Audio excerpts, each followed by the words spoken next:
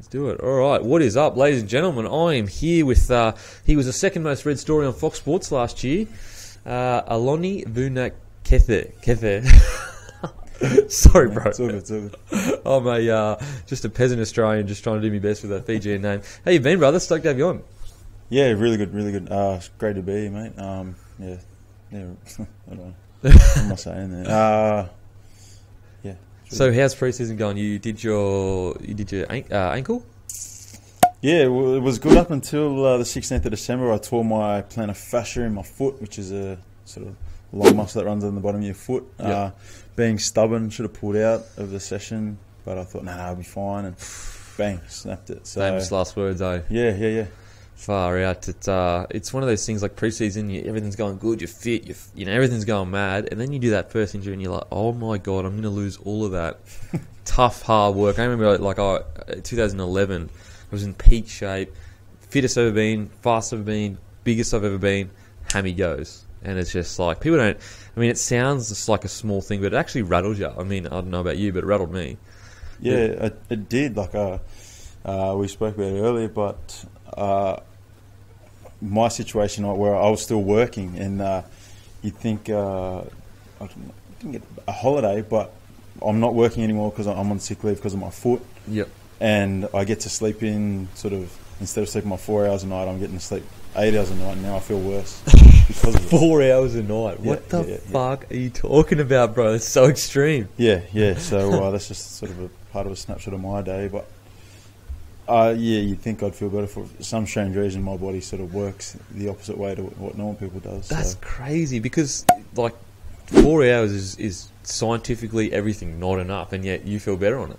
I don't know why, I just do, yeah. Wow, that's crazy, man. That is crazy. Still my head in a bit at the moment that I can't sort of do everything that I'm sort of required to do just for my life, but I don't know, I can't explain it. Yeah. If the doctor can come in and sort of point me in the right direction, that'd be great. My brother's doctor. I'll message him. Yeah, tell him. I'll say, I'm bro, keen to learn why my body Eloni is friggin' sleeping 4 hours a night and he feeling mad 8 hours.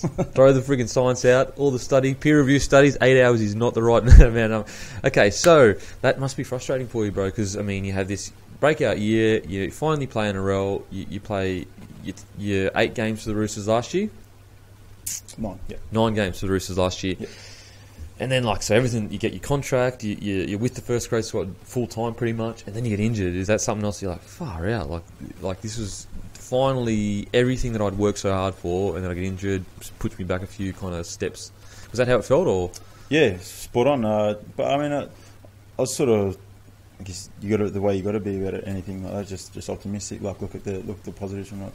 I just looked at it as an opportunity to put on some weight, which is the way they told me to sort of look at it as well. Yeah. Opportunity to finally get some good rest. Yeah. Put on some good weight because I'm quite light for a front rower. I'm only about 104 kilos of my playing weight, so good opportunity for me to sort of fully repair and sort of recover from, I guess, the taxing year that I had with my 2 jobs and sort of footy coming. Were you working 2 jobs?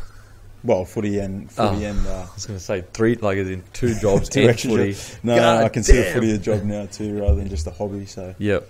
Okay, so sure it would have rattled you, but in saying that, the size, especially for a forward, is definitely an important thing. So you're giving yourself time to do that. So the year that was, if you could sum up the year that was in a sentence, what would it be, or close to a sentence? It can be a paragraph. Whirlwind and a dream. I don't know. I get a couple of dreams come true. A lot of, I guess, a lot of hard work coming to fruition. I don't know. It's pretty sort of long-winded, but yeah, it's the whirlwind and dream come true. Yeah. Because so you're 28 when you made your debut.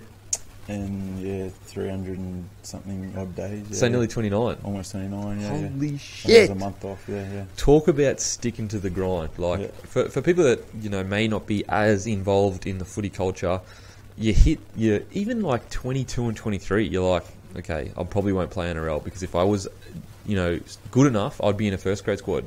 And yet, you look at guys like, even though they were a bit younger, but you look at guys like Matt Gillett and Jack Reed, they were in reserve grade at Norths, pretty much a year or 2 away from quitting, and you'd be aware of it as well. There's so many players that fall through the gaps because reserve grade is just so terribly funded. And you know, if you want to, you know, work on a career, most working places are like, look, you got to choose between footy or work. We can't afford having you come in with concussion. We can't afford having you come in with a shit shoulder. We just can't. You know, we've got other guys that are desperate for jobs that we will have. They can work on Saturdays. They can work on Fridays. They don't have to go to training. Was that, I guess, when you made your debut, did you look back on all those years of like thinking that you were never going to make it and be like, wow, like this is it? Yeah, definitely. I guess one of the little things I guess I looked at was every little extra that I ever did sort of paid off in the end. So sort of sticking back that sort of half an hour, I was going to do Brazilian Jiu-Jitsu on the side. I was lucky enough, I'd always just sort of, I don't know why, something little inside me always said, just stick at it. You'll make it if you keep trying. I guess a lot of the paths that I took were probably, my wife even said it to me just recently. She's like, I clocked off then. Like I never saw this going further than that point there. So for example, like I'd always find work that worked around footy. Okay, yeah. I unloaded containers with Junior Rongiza from Cronulla Sharks. He's just sort of left to go overseas, but we would finish at sort of 1 in the arvo. Latest we'd finish was sort of 3, but start at 5 in the morning to get that early finish to go to work. Wow. And I don't know, I was lucky enough, sort of with injury, sort of touch wood. Yep. That I never really had to sort of face that problem. Yep. But yeah, I'd always just sort of made it work somehow. And luckily enough, I moved to Wyong, who sort of helped they paid us really well up there. Okay. So that took sort of the sting of working. Although my work ethic, I still worked anyway. Yep. And then Roosters came on board at Wyong too, so it was just opportunity moment, I guess. Yeah, I guess. I mean, when opportunity meets preparation, lucky things happen. That's it. So it was an active thought. It wasn't like you just kept working and playing footy just for the love of it and whatever happened. It was like, if I just stick at this, you know, make my work around footy somehow, eventually I'm going to crack it. It was a conscious thought. It wasn't just something that fell into place. Yeah, I just pulled up a little notebook I had sort of 2 or 3 years ago, and it just said, I'll play NRL. It's just, but at the time, he's probably said himself, mate, you're playing reserve grade for a side that doesn't even have a first grade side. So yeah, wow. Where's it going to go? But I just kept chipping away. And did you get any mates that were not bagging you, but like, bro, come on, like, what, you're kidding yourself? No, never. Do that to you? Never once had a mate say that to me. Oh wow. And they sort of follow me on the way. They'd be like, oh, where are you playing now? I'm like, oh mate, I'm playing up here. My now brother-in-law sort of, and it was John O'Ford played the Roosters in 2011, so I always had sort of them just like giving me advice and stuff. And yeah. So I just thought, well, if I play another point that sort of kept me going too. I was lucky enough to play for Fiji in the last World Cup. So so you tested yourself against. Yeah. Okay. I sort of thought, well, if I can play against the best side in the world, it was sort of another sort of, and that was a trial process in itself, even to get in that side. So, luckily enough, I made that side, and that was sort of another little carrot sort of. Yeah. Okay. There saying, you felt it. Mate, keep going. If I can sort of not get destroyed by the best team in the world, which is Australia at the time, then. Still Australia, bro. Yeah, it is still Australia. Hopefully it'll be Fiji one day. But hey, mate, you never know. You never ever know. Yeah.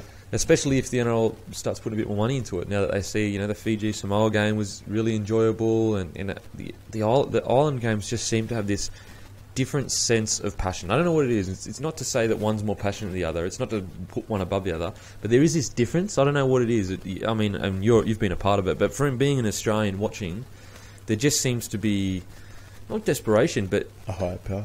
Yeah, a higher power. Yes, maybe playing for them. Yeah, it's just weird. It's weird. It's weird that there just seems to be something different on the field. Maybe less robotic. I don't know, but yeah, it's good to see, good to watch. But takes back to a young Eloni. What was it like? Where'd you grow up? You grew up in Sydney. Grew up in Sydney. Fijian heritage? Yeah, so should not be playing rugby league at all. My mother's from central northern Victoria. Small town called St Arnaud. So, bro, you are built for AFL. You're tall as shit. AFL, yeah. And you're athletic. Should be playing AFL. But no, all rugby union was the other game. My old man played rugby union. Played rugby till he was about 48 and 48. could not walk anymore. Knees gone? Knees are shot. Oh my god! But he kept trudging on, and I don't know. Just he's from Tubwa in Fiji. Yeah. Big village up the sort of very north of the main island there. Yeah. So I should not be playing league, but this is the game that I sort of chose as a kid by chance. And mates, they're coming over a game down at Penshurst RSL. Yep. So I played a couple of years down there. What was growing up for you like? Was it because your parents or your father migrated, so it wouldn't have been. It's not like he would have walked into a lot of cash. It would have been. He would have had to work really hard to give you opportunities. Was that the case, or was it? Yeah, for sure. Yeah, both of my parents just blue collar working class. We they worked real hard for us. They ended up splitting up when I was 8.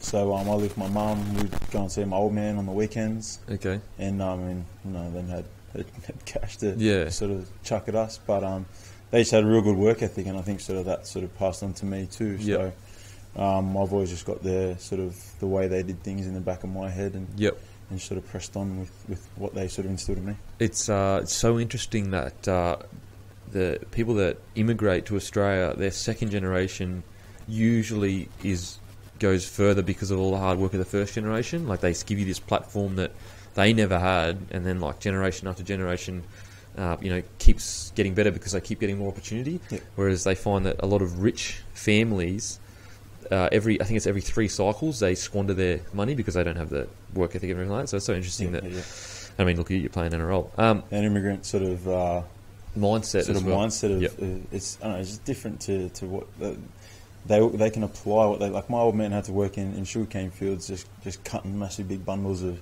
sugarcane and getting paid. Was that here in Fiji? In Fiji before he came here. Yeah. Oh my god! Yeah. And I don't know, just we complain about workers' rights. That's right. Can you imagine his workers' rights? That would be zilch. Yeah, absolutely nothing. Man. So, but yeah, that was instilled in him. So I saw a lot of that. My mum was the same. She's worked as a nurse, and she still works as a nurse now, and just she helps us out. So did he work in the sugarcane fields, save his money to come to Australia for opportunity? Yeah, I'm pretty sure he got sort of sponsored by someone to come over to play footy. Oh wow, okay. But he just always had that work ethic. He still works now. So he works as a security guard. So. Oh, okay. Yeah. Probably kicked me out the other week. No. He's all good, man. He looks after all the boys. Okay, sweet.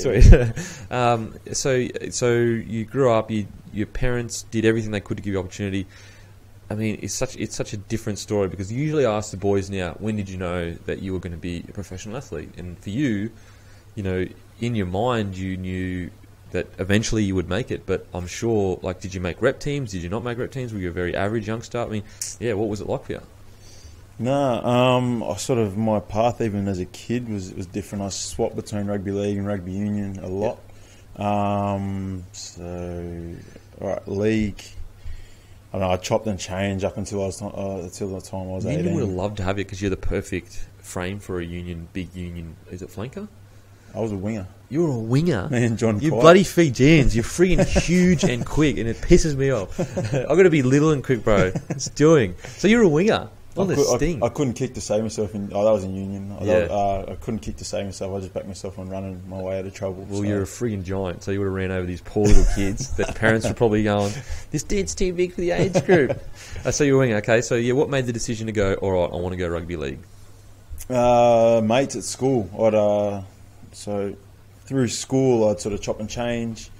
I did a year of rowing, which I felt really good for my growth and just in it's really good to for new you. sports. Yeah. I really love the sport. Rowing is tough, really tough, good for you. Oh my tough god, sport. Very very tough. But yeah, just going away from league, I guess I'd still played at school, but not on weekends, and I just had that drive to want to play again. And the boys at school when we were under 18 said, in my last year of high school, come play on our weekend side. And so I missed all Harold Matts, SG Ball, those sort of real, I guess, good developmental sort of years for your older footy. Okay. But I didn't play any sort of rep footy then until I played an old Jersey Flag comp. No, the 20s. Please even know what that is, but it's the old 20s comp before before the current NYC system. So so you did play Jersey Flag. So you were still a solid player. Like it wasn't like you were just like not even close to decent. I don't know. Or were you on the edges of like Jersey Flag kind of thing? No, I was lucky enough. I played like Ben Teo. Benny Teo? Ben Teo played in our side. Sam Marl, we all played in the same Jersey Flag side. Okay. and I guess they went on to bigger and better things before I did. So Man, I mean, talk about naturally gifted. Benny Teo, freak. Even at that age, yeah. He's a freak, absolute freak. I saw a video of him not long ago in England, and he's just carving. Yeah, I put a highlights video up on my page. And I was just like, imagine if he stayed. Imagine if he was still playing. Because you just forget, like, he was a part of Premiership winning. He's part of the Queensland side. And that Queensland side was ridiculous to get into. Yeah. Can you imagine if Queensland forward pack still had him running around? Yeah. Crazy. So when, I guess... Yeah, I mean, it's hard to ask you the question of when did you know, because when did it get into your head that if I keep trying, I'm going to play NRL eventually? At that time, I guess I was at the Tigers at the time. I got overlooked for first grade. I don't know if they think I wasn't up to it at the time. I felt I was, but they thought otherwise. So is he in first grade squad? Or yeah. So I was lucky enough to play sort of reserve grade at the time. As a 19-year-old, you think, oh, cool, I'm on the way up. Yep. And then just got stuck in reserve grade for 4 years and didn't really develop much. Yeah. Okay. Just didn't really learn much there. So I thought, oh well, try my luck elsewhere and travel the world a bit, playing some footy. So okay, I sort of even, I don't know, I always had it in the back of my head, but I thought, okay, well, maybe it wasn't for me, but I'm still going to go and enjoy footy and enjoy some of the world too at the same time. So. And it's such a good deal. I mean, to be able to go to France and play footy and experience that culture and everything like that, it's something that I wish I would do. I mean, I'm still 29, I could do it, but I'm enjoying this too much. Right, I still got it, man. I still got it. Okay, so you were you in the first grade squad for West Tigers, or you were in the reserve grade squad? No, just reserve grade and sort of not even sort of in the mix there. So yep. But you were always starting in the reserve grade, first grade side, if you know what I mean? Like, were you always playing New South Wales Cup? Yeah. No, it wasn't my last year there. It was 2011, and I was sort of not getting a run at all. If I was getting 5 minutes at a time, and then I sort of asked to leave to actually go down and play down your way, down for Dapto. Oh, really? Yeah, to try and finish the season with a few games, and they said no, and they said, well... I said, well, can you help me out? Give me a run or something if you're gonna hold on to me. And so you got brushed by local league Dapto? No. So that was from Tigers. Oh, okay. I was getting brushed by Tigers. Said no. Yep. Dapto were keen to take me on. Yeah. But Tigers, they ended up giving me a run, and I got to finish playing a few games there. And in reserve grade. In reserve grade, okay. No, I was never a chance of playing first grade there. So, what do you reckon that was? Do you think you weren't ready, or do you think you weren't putting as much time into it? What do you reckon it was? I don't know. I always thought I trained hard enough to earn like a shot to be educated in how to in bettering myself. Yeah, so a chance at the first grade system. Yeah, just a chance. Yeah. Yeah. Okay. And they just didn't seem, because it's weird because like you naturally have all the gifts you would want in a forward. You're massive. You're athletic. So for them to not give you a shot, it's quite strange, to be honest. Not even a trial, like a I was a local junior too. I don't know why, but okay. They thought otherwise, but it all worked out in the end, so it's all good. So when was there ever a time when you were like, I should give this away and focus on work? Because right now you probably had your missus. Yep. And my wife since 2007. 2007. So she wouldn't ever say you can't play footy, but I mean, I'm sure she was like, maybe. I mean, I don't know if she did. Was she ever like, maybe you need to focus on a career? Nah, she's never. She told me just recently that she thought that, but she's always backed me to the hilt. She's like, I don't care. Like, you play till the day you want to. That's retire. A great missus. Yeah, that is a great missus. She's the best ever. So. Yeah, but I mean, it's always sort of, I guess, kept me sane. And do you reckon that's a key ingredient? Like, to have that strong supportive belief from a person you care so much about? For sure. I mean, geez, like a lot of people don't get that. Is the way to sort of keep things flowing and happy. 100%. Yeah. So there was no doubt for you at all. It was always like, I'm just going to hang in there. Probably when I first moved over to France, I was like, well, this is probably the end. If it is the end, I'm just going to enjoy it. Okay. And just go with a bang, really. And I guess that's what my last sort of 5 years have been like. Just enjoy it. I moved to France in 2011, so last 6 years now. So. And so when you got to France, did you play good footy, or like what was it like? Did you put together some good footy? What was the whole experience like for you? I don't know. I thought so. It's just a new opportunity and a new sort of a fresh start. Environment. So, we had an okay year. We we didn't finish as well as we should have. But I ended up tearing my medial halfway through, and they were nice enough to give me another contract for the next year. It's always just 1 year contracts. I've always just been a 1 year contract. Yeah, same. I only got 1 year contracts so, too. No faith, bit man. Of security is nice. Yeah. Nah, it's all good. Did you just sign a new one, or was that just 1 year? I just signed at the end of last year for 2 more years. For 2 more years? Yeah. Boom! Yeah. Finally! Yeah. Yes, 2 year contract. The security one. It's all good. It's all good. Yeah. I rolled with the punches for that long, so it's all right. Yeah, you're used to it now. Yeah. Living the friggin' pirate life with just 1 year contract. Okay, so you went over there. Do you think that you learnt a lot over there as a person? Yeah, for sure. I was lucky enough to be with a real good group of guys. Nathan Ross, I played with over there. A couple of ex-first graders in Guy Williams and Jono Ford. Yeah, Guy Williams. Yeah. Dad wouldn't actually would have played with Guy at Broncos. Oh, he was there when I left to the Warriors, I think. Yeah. I think he played 1 or 2 games. Yeah. So, I mean, I just had a good network around me really there, and just educating me on, I guess, life. It's weird. Like, once you leave school, you think you know everything, but then you just learn to relearn. And you learn to, so... And so, Nathan Ross, similar situation, 26-year-old, when he makes his debut, were there any conversations over there where, like, one day we're going to do it, bro? Was there any conversations like that with him? Yeah, all the time.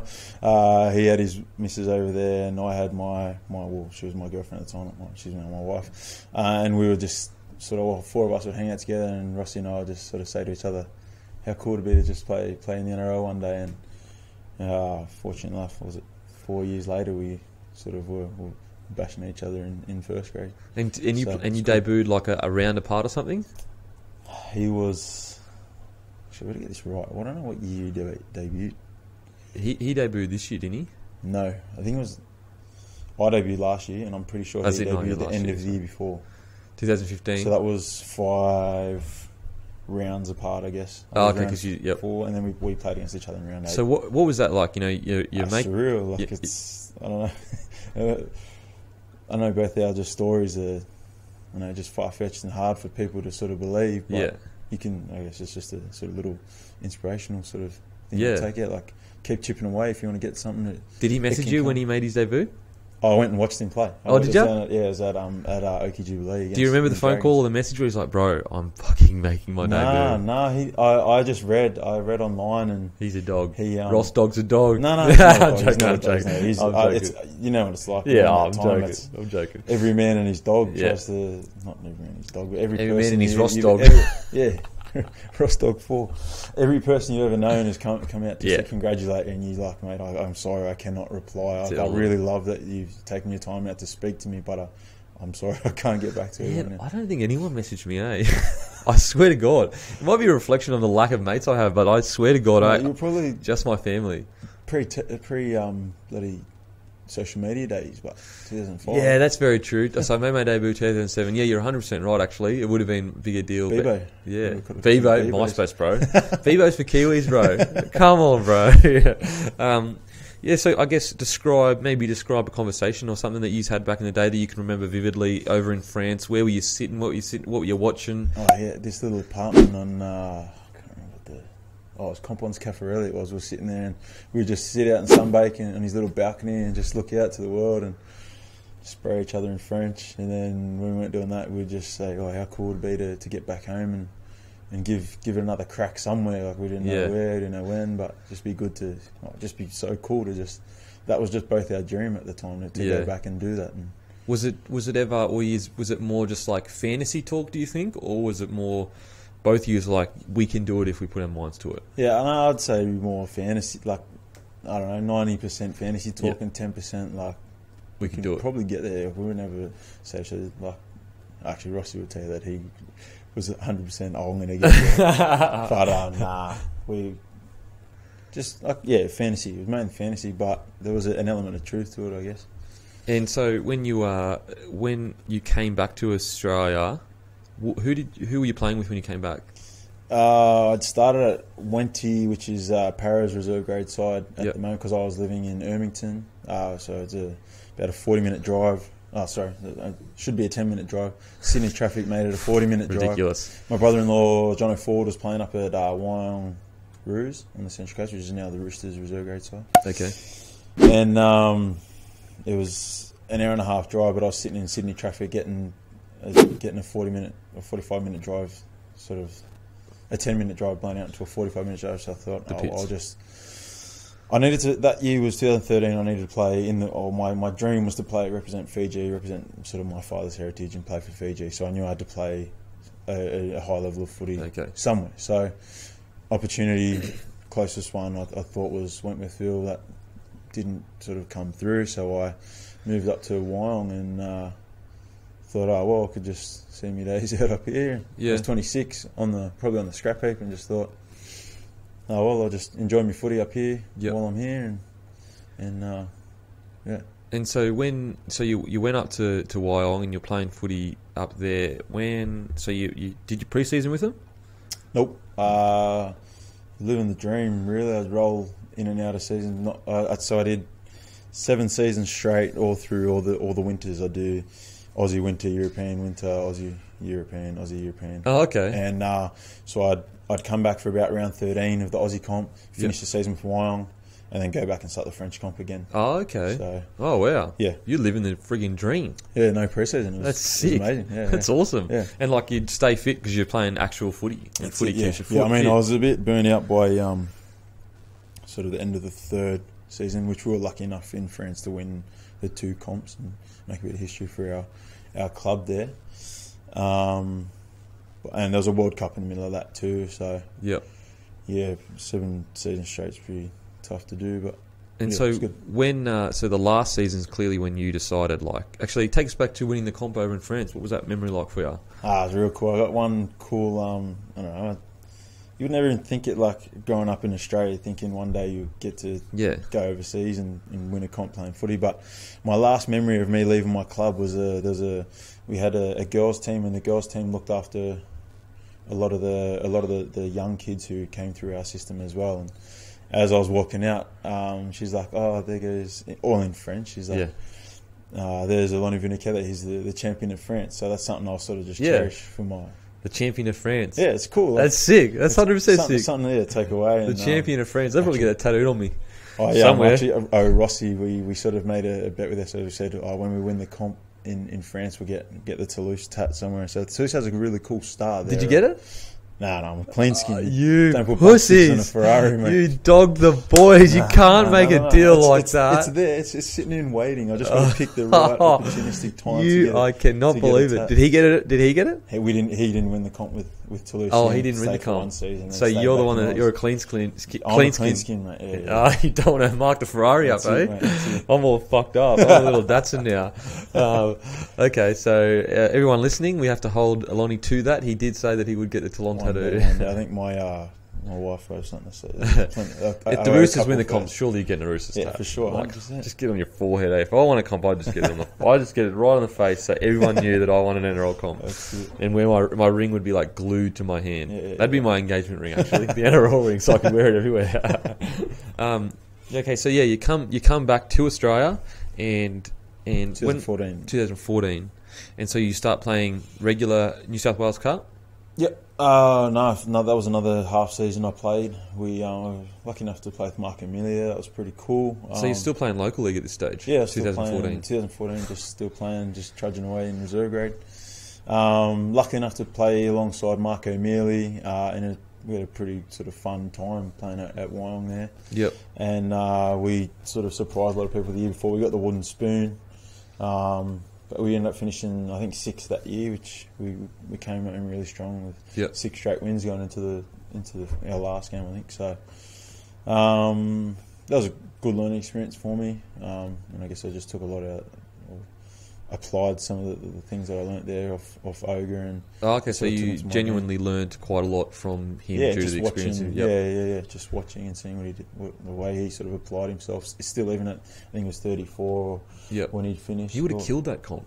Yeah, he did. He would have just been bashing blokes. Yeah. He wasn't sort of in his prime anymore, but brain-wise, he was miles ahead of everyone. And so the next year, you do a full pre-season with reserve grade? Nope. I did 2014 to 15, you still weren't even in reserve grade? Nope. I was in reserve and wasn't in NRL. That year, Roosters took Wyong on board as their feeder side. And what was I doing for work then? I just started work as a garbo actually.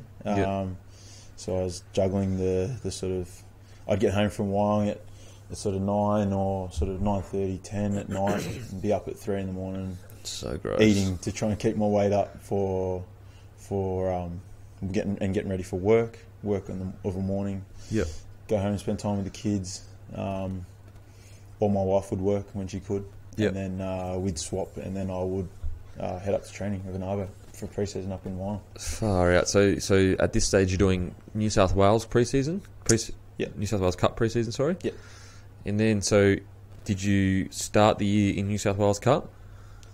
Yep. No, I was in New South Cup the whole year. We were lucky enough to play in the grand final that year. New South Wales Cup? Yep. Okay, so yeah, all right. Yep. And then I didn't even know what the go was then.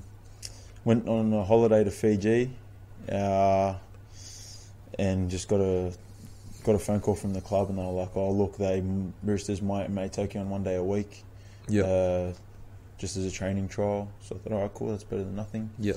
Got home, still had no idea what was going on, and then just got another phone call saying, "Look, just go to the orientation day, and then we'll see how it goes from there." It was sort of all up in the air. So okay, that was day that one. Exciting for you? Oh yeah, cool. I was sitting in a room with like one of the best teams in the world. Yeah, so, yeah. What did you ring your missus? What was the phone call like to your missus? Like, I'm going to be training first grade. Oh, we sort of had a little bit of an idea, but didn't really know. She was like, "Look, whatever happens, it's cool. Like, just go in, do what you've always done, and just take it as it comes." Yeah. I was happy just with 1 day a week, let alone getting the sort of full time that I sort of pushed for later. So, she was just happy as for me, just sort of seeing that sort of the dream that I'd always spoke to her about. Sort of what about when you got your gear for the first time? Oh yeah, so we there was I don't know. I was sort of not on the outer, but I didn't really know where I was supposed to be and when. I was sort of only there 1 day a week, and thought, and that was just a Thursday, which is a pretty mellow day for us there. Then there was like a gear day 1 day, and I was like, I don't know if I should even try this stuff on. Like, I'm probably not even going to be here. And one of my mates, who's our operations manager, said, "Mate, look, you're here today. Whatever you have to do, just do it." So I put it on, and then it was actually for the Nines stuff, which I was lucky enough to get to play last year too. Yeah. And lucky I did, because they needed to use the stuff for promo stuff. So but it's just surreal that every day there was surreal. Yeah, it's weird because, like, for people that may not realise, if you're a person that's coming in on a trial, not that you're intentionally on the outside, but you're not really part of the first grade squad yet, because you're not there. You're not part of that first grade squad. Yep. You've got to earn it, and because a lot of guys come through and they're terrible, and you're just like, see you later, man. You can be you're a bad trainer. You don't do this, you don't do that. Like, and so when so many guys come through for these trials, 1 or 2 trials, people don't really take the chance to get to know the new guys until they maybe even earn the respect of the first graders, like, you deserve to be here. Yeah.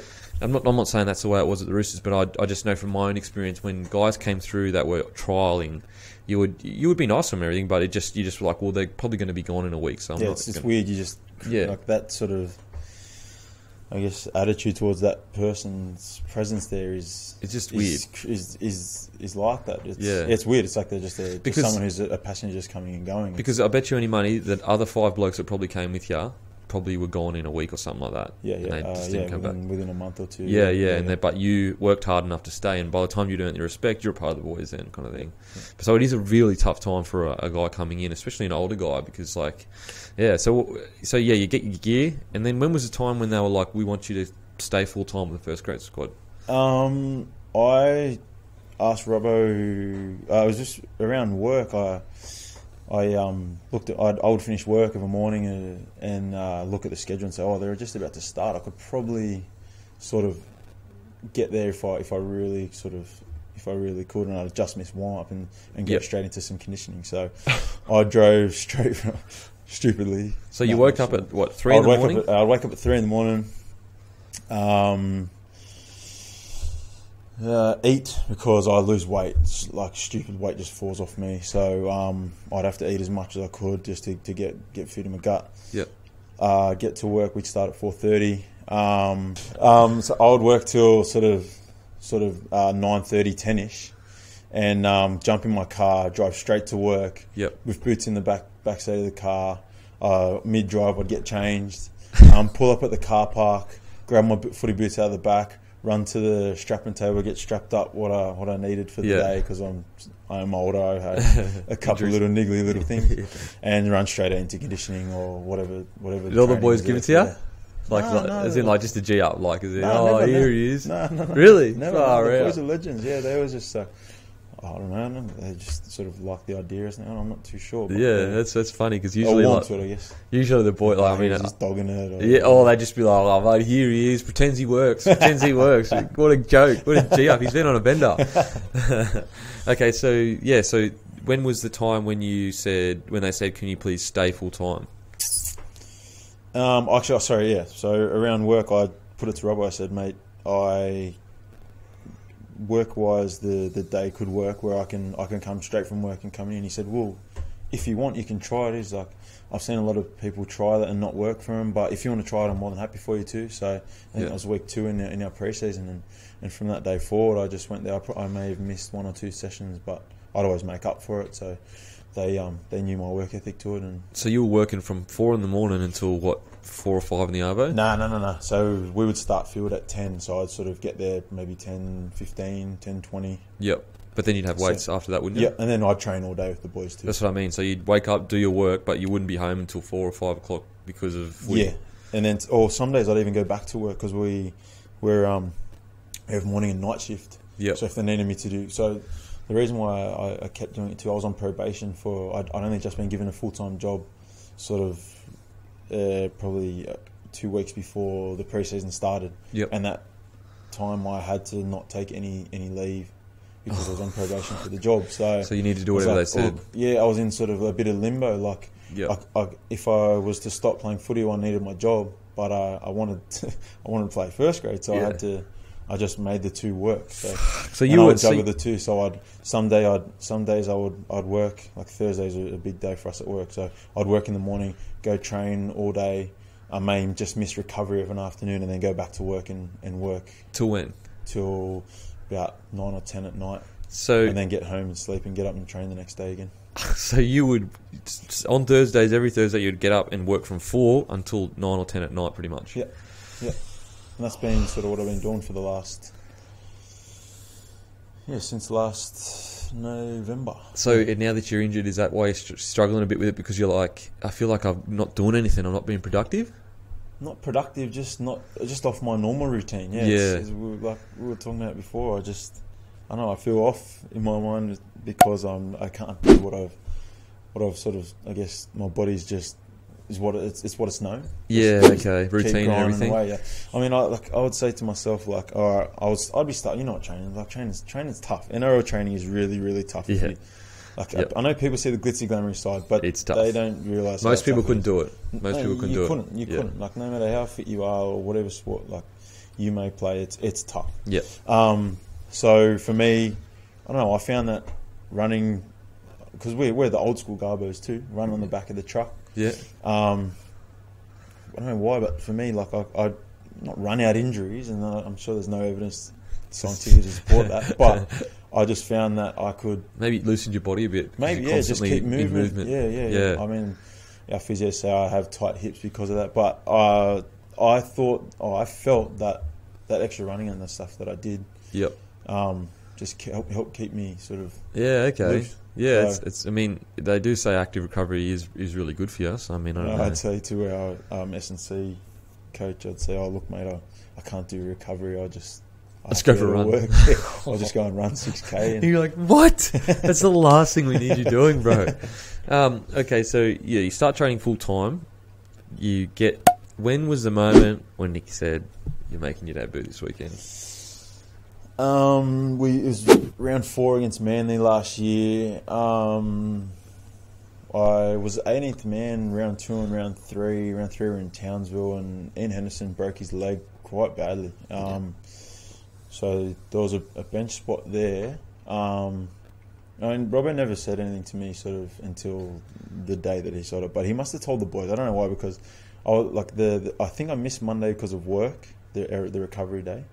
But the Tuesday I came in, and I was just felt really good. Was really happy, like really pumped to go and train that day. I just finished work and ran as I usually did. I'd run to the field, and the boys like saw me and just like sort of were just like overly happy towards me, and I was like, oh, there's something not right. There's something sus about it. Yeah, something pranking me? Yeah, and that's what I thought, because I still thought, well, it's still so far away. Yeah. But, so got through the day, trained really well that day, actually, and the end of our wrestle session that afternoon, sitting with Isaac Lee, Kane, and I think it's Siwa. And we're just all sitting around having a chat, and Robbo's sort of on the way out and pulled me up and said, mate, come here for a sec. I go, all right. Doesn't really have many one-on-one talks with me. Yeah. What's he got to say? He's like, are you ready? I was like, for what? He's like, you're playing this weekend. I was like, just fully shocked. I had no idea it was coming. And yeah, I just sort of sat there for a sec quietly, and what's the immediate feeling? The immediate, like, I'm actually playing in a role. Finally, I'm 28 years old. There and then, I had just a big rush of emotion and stuff. But I was trying to keep cool because the boys were still sitting there. I was like, yeah, no, it's sweet. It's good. I'm ready. I expected it, bro. I got out to the car and just cried. I sat there and just cried because I was so happy and thankful for an opportunity to play something that I sort of chased for so long. So rang my wife and told her, and then, well, actually I didn't tell her. I played it cool and just said, what are you doing on the weekend? I was like, why are you carrying on? Like, and I said, no, I'm playing great. So she was happy as for me. Rang my old man. He was actually a massive Swans fan, and the Swans had a game that weekend. And oh, no. I said to him, Dad, you doing any Saturdays? He's like, yeah, I'm going to the Swans game. I was like, oh, okay. You might have to brush it and just come out to the stadium. He's like, no, I can't. I'm like, no, Dad, I'm playing footy at the stadium. It's like trying to just hint, and he's freshly didn't get it, and just goes, no, I'm busy, I can't. So I said, Dad, I'm playing first grade, playing for the league. He's like, oh, okay, well, and I'll call you back. Calls me back. He's like, yeah, okay, all right, we'll come out. But no, he's if Swans don't give him a life membership, I'm not here. This is ridiculous. No, he's got better than the life membership. He's boys with all the Swans. Oh, really? Swans, the CEO, everyone. So his son is playing first grade. He's like, I guess I can come play. I guess I can come watch her. But no, it was even running out in the field. Robbo said to me, because I'm pretty sort of hyper about footy. I just can't sit still. Yep. He said, mate, just you sit on that bench until I tell you to get up. So I sat there for a good, I think, 30 minutes, and then did not move. I just sat there. I was like, nah, I'm ready. I'm sweet. Trying to just take my mind out of it. It felt like I was in a dream. Like, it's worse when you're on the bench because you can look up and you're like, I'm in the cauldron. I'm in the cauldron of people. Everyone's looking. I'm in here. That's what it felt like for me anyway. Like, it's eerily quiet, but eerily not. It's weird. It's like it's eerily normal to a normal game, but there's 20,000 people. Well, at Suncorp it'd be like 50,000, but so 10,000 loyal Roosters. Actually, I remember another thing too. I sat. My folks were big rugby union fans when I was a kid, and we would go and watch the Waratahs play. My stepdad had a sort of season pass and in the members, and got to go down into the tunnel. And I remember just as a kid, running around Allianz Stadium, running on the stadium, sorry, just getting to look down the tunnel as a kid. I thought, how cool it'd be to play here one day as a kid. And as a sort of almost a 30-year-old, got to make my debut at the same ground. I don't know, it's just a it's crazy. Cool little throwback and flashback in my own mind. I 100%. Looked up that tunnel and said, man, I said I would play here one day. So, it's awesome, bro. It's so good. I totally understand where you're coming from, because like when you're younger, you have this impression of like these guys must be living this life and they're these crazy sportsmen, and then you're finally there doing it, and you're like, there's some other kid probably looking at us right now going, look at these guys playing this, like living this crazy life. And so it's a very, I remember I went to Suncorp in a similar situation. Like I was like, man, like how cool would it be? Look at that, like look at the field, they're on the field right now, and like we're all watching them, and then you get to do it, and you're just like, wow. So when you did get told, what was the hardest, what was the moment that you looked back on and were like, it was worth it. Like, what was you know, sometimes you look back, like, you know, when this, for example, when this show started going well and I signed my first kind of deal that could make me do it full time, I looked back on like the struggles, all the struggles and the hard times I went through. Is there anything particular you look back on personally? Maybe some of the years I spent at the Tigers. I don't know. I played in really good sides there. Yeah. Enjoyed my time, but like I just felt like I wasn't given enough sort of an opportunity. But I guess that built resilience and something else inside me to keep pushing on. And I mean, I got to play like almost 10 tests for Fiji now, probably because of that. So yeah, okay. I mean, I look back and think, at the time was probably, I thought it was a bad thing, but it created something better at the end of it. So yeah. I don't know. I always just sort of try to play for my, I guess, mates who never got the opportunities that I got. So I use that as my sort of my driving force. And I don't know. I can't really pinpoint anything, but I guess playing alongside those guys, and a lot of them were better footy players than I was in our sort of in our side. And it's just a really strong side. My Holy Cross side that we were lucky enough to win the comp in under 18. Yep. A lot of those players are much better players than I was, and I thought, I want to do them. I don't want to sort of dishonour them by not sort of pushing and pursuing as high a level as I can go and doing my best for them, because they would kill for the opportunities that I got, even playing, whether it be playing reserve grade park footy for Fiji or for in the NRL. And so your first call up to Fiji, how important was that to you? I mean, you know, you're very proud of your heritage. Was that something that was also, because that was before you played NRL, wasn't it? Yeah. I was 26, playing in Toulouse, in France. I sitting at home. The Rugby World Cup was here in 2003. Yeah. And I watched Fiji lose to Scotland. I said, I mean, always watched Fiji as a kid, and I always had just a big bias towards all the Fijian boys, Lottie and Petro and Nine and Duke. Yeah, you actually asked me about Petro when we first sat down. Yeah. He's a legend. He's a legend. But I just said to myself then, I remember I texted a mate of mine, and when they lost, she said, they lost. And I said, don't worry, I'm going to play for them one day. Oh, I swear to God. So, yeah. Do you have that text still by any chance? No, my old 3310. That's 3310. It's brick in the wall. Next to me, Snake score, best score. But I just remember I just planted a little seed back then. That was 03, sort of being in year 10 at school at 16 years old. So, I mean, most footy players these days represent their country at between 18 and 20. But it's crazy. It took me a couple more years to get there, but I was lucky enough too. So, it was actually a pretty tough slog to make our Fijian side through yours, if you were to take the path that I and a couple of other boys took. Because you're kind of out of sight, out of mind too. Because like you're in France. Yeah, I was playing in France. I was playing in Wyong as well. So we were just looked upon. Everyone hated playing us because they were just like, these blokes are spastics. They can't play footy, and everyone were bashers. So you probably weren't going to get a leg up there playing there. So it was a big trial process. Actually, we had to play 3 or 4 trial games in Australia, get picked for the Australian Fijian side, and then go to Fiji and play basically a state of origin Fijian version of state of origin. Yep. So that was probably one of the hardest games I've ever played in. Oh, really? Yeah. People would have been flying out of the line. Like, I don't know if people know, but Fijians were cannibals like a good sort of, I think it was 110 years ago still. So, and there's still plenty. They were cannibals. They were still eating people. What? Fucking crazy, bro. Years ago. So, there's still plenty of that sort of. What, biting and shit? I will kill you. I will kill you. Yeah. Fuck me dead. And I had a big target on my head too. This blonde hair mark here that I have. So, yeah, it was tough. So they were coming out of nowhere to hit you. Well, luckily enough, they sort of.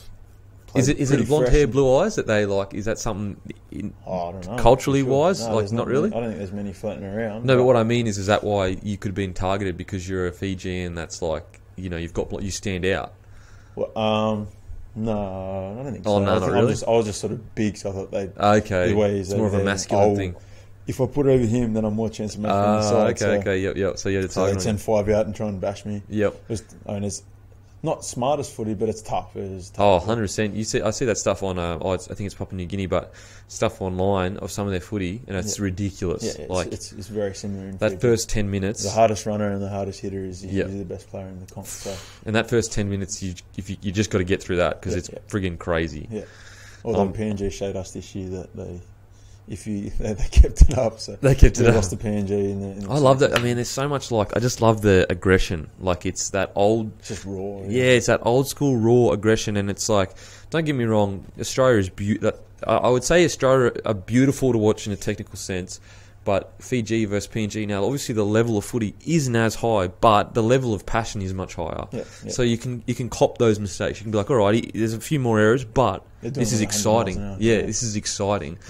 No, it's good. I mean, and the numbers are showing in the NRL that it's sort of they're going to have to accommodate that sort of style 100%. eventually. It's, well, Kevin, 44%. Yeah, Kevin Ngama was saying. Did I say that right? Ngama? It's Ngama, right?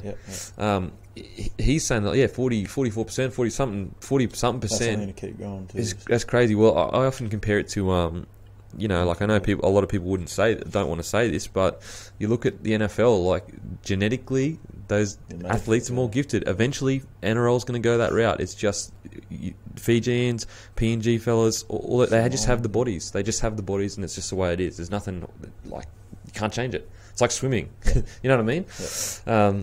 Eventually it'll go from 40% to something, I reckon, like 60, 70 really, which is a good thing because it means that those island teams will really start getting resources poured into them. Because I think Samoa versus Tonga, I don't know if this was last year or the year, and Fiji versus PNG, was it 30,000 that turned out for you at Parramatta? Was that last year? I don't know if it was 30,000, might have been 20 odd, 24. 20 something, but it was more than an NRL game. Yeah. And TV wise, I'm pretty sure most people tuned in. Yeah. So there is potential, more than potential. There's actual statistics showing that's enjoyable. So when you first put on that jersey, that white jersey, iconic white jersey, what was that feeling like for you? That's just another dream come true. I was lucky enough to play for them actually as a 19-year-old, and I was just a couple of one-off games against Junior Kangaroos. Yep. There's another test against Tonga, which I got real cooked for, so I couldn't play. Oh, okay. But the first actual time I was 26, playing in the World Cup against Ireland. Yep. And I don't remember I was sitting on. I knew I was going to play, so that was cool. But then when they said, "Lonnie, get," because I came off the bench. Yep.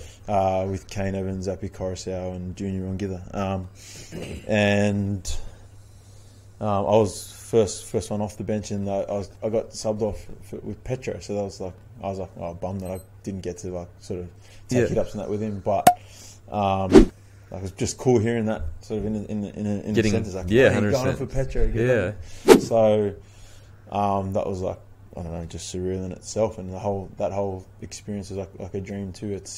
I know those camps are different. I was going to ask you, they're a whole another level. Well, I was going to ask you, tell us what it feels like to be in that hymn, that circle before the game that you did recently.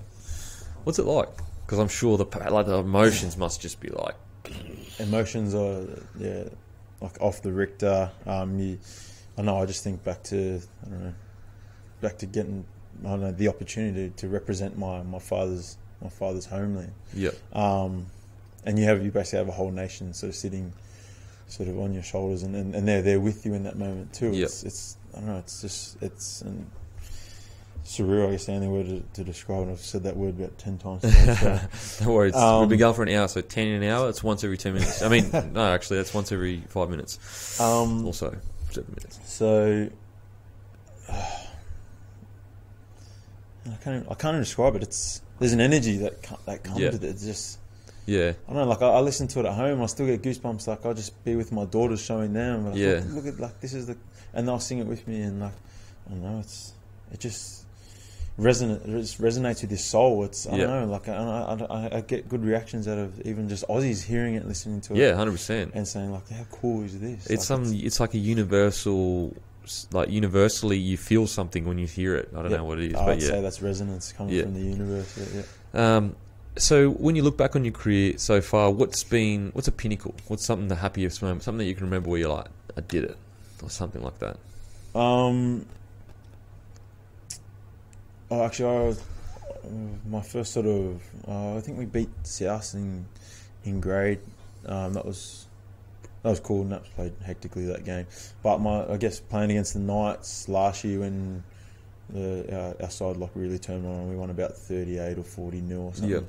Yeah. That was cool. Like Yeah. getting a full win with like one of the best sides in the world. Yeah. Getting to play alongside another sort of monster like Jared and Boydo and all the players you coming through watching footy as I wasn't a kid. I'm older than all of them. Yeah, but you still being look at sort them. of not in the system and then getting to play and win alongside them at home. Yeah.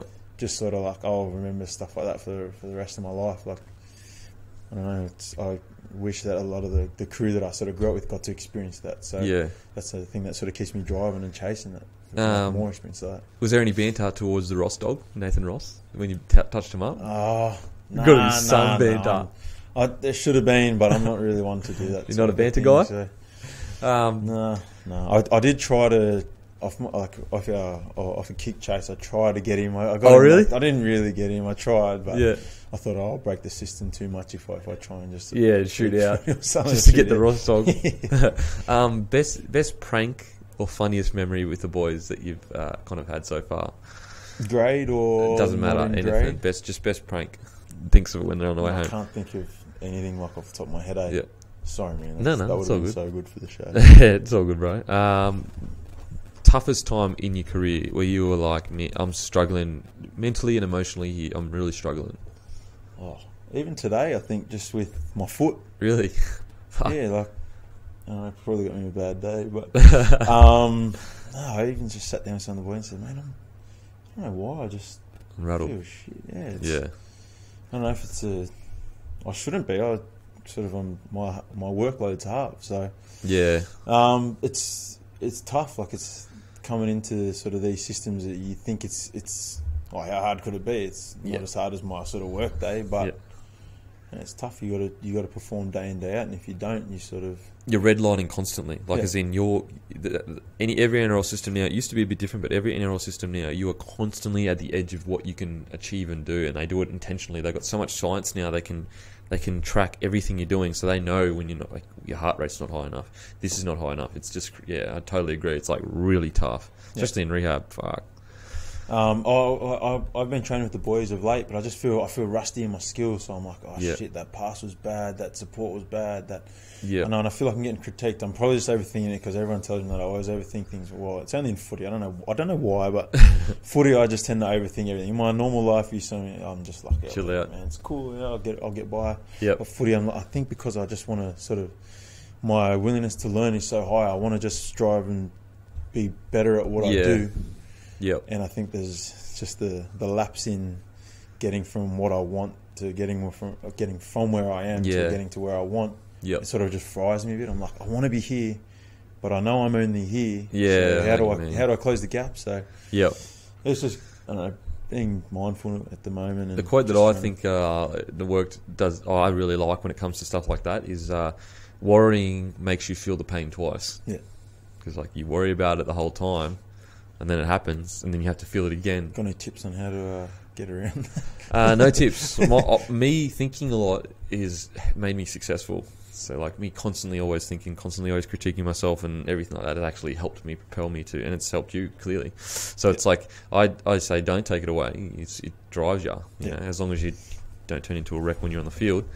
But favourite rapper of all time? Oh, tough one. I loved Tupac as a kid.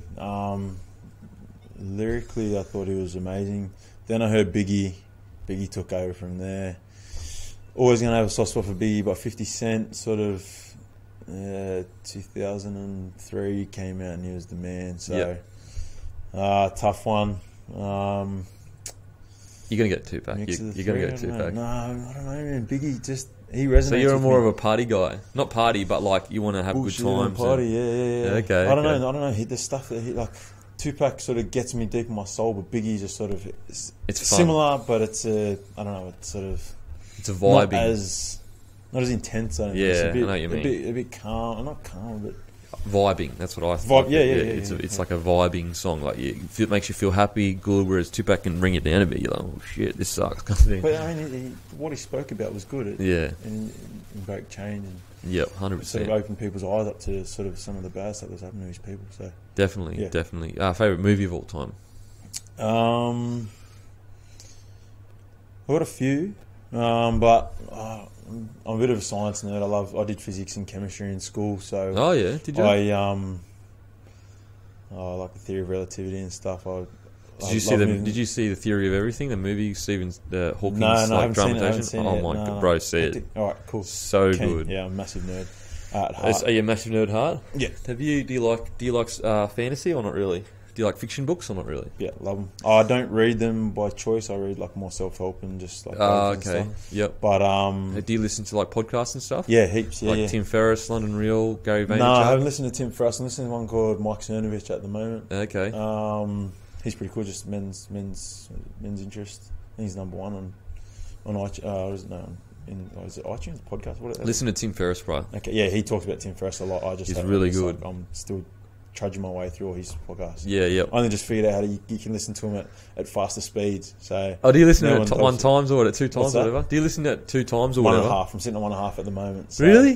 Yeah. Wow, you like to get through shit quickly. No. Well, see, I figured out that I'm a kinesthetic learner. I'm not really an auditory learner. So I've got to listen to him a couple of times for me to take stuff in. Okay. Actually, my favourite movie was Interstellar as well. Interstellar? So I just loved you know what? I loved it. I loved it until the end.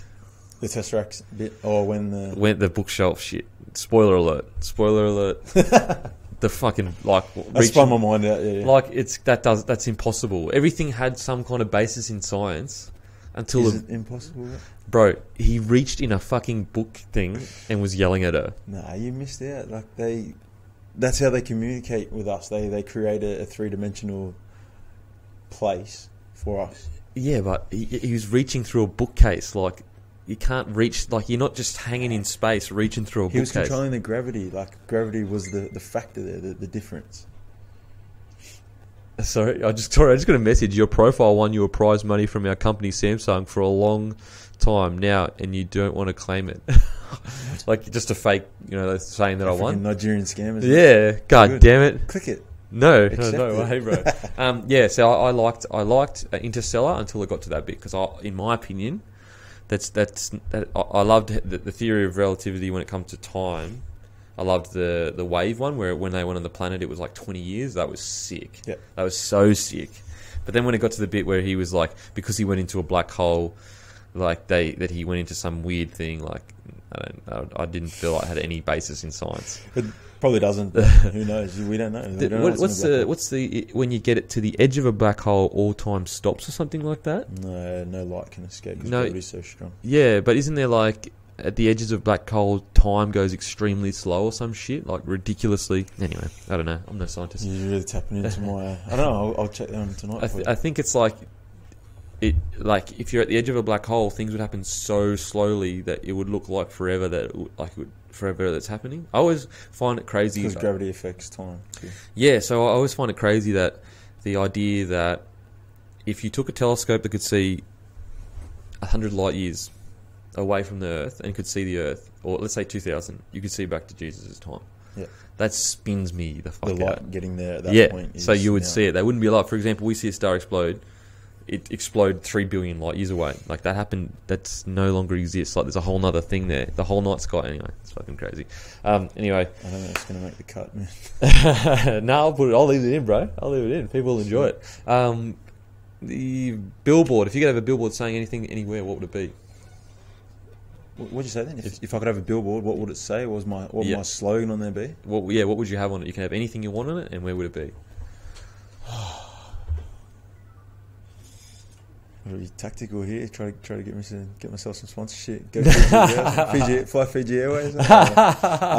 Jared Hayne, hook it up, bro. Hook it up, Jared. I don't know, just a personal slogan that I guess I use myself just to try to inspire young kids. When I speak to just try to inspire young kids when I can. Just kick the door until it opens. If it doesn't, just keep kicking it. Yep. And is that just something also you would say to anyone that has a dream they're trying to achieve? Yeah, for sure. Just just keep going, just hang in there, kind of thing. Yeah, whatever you want to do, just keep chipping away at it. That's another way to put it. But I was just like, well, I'm going to keep kicking this door in till it opens. If it doesn't open, well, I know I gave it my all. There's nothing else that I could have threw at it. And so you've got no regrets, as well as the life lessons you learn from persistence and discipline. Yep. Something you can apply into anything else in your life. Thank you so much for coming on, brother. It's been so entertaining to watch you the last year. It's so inspiring, as a fellow footy player, watching someone stick at it, because I know how hard it is in reserve grade when it comes to working and playing. So congratulations on everything, and I hope you have an even bigger year this year. But thank you for coming on. Thanks so much for having me. Boom.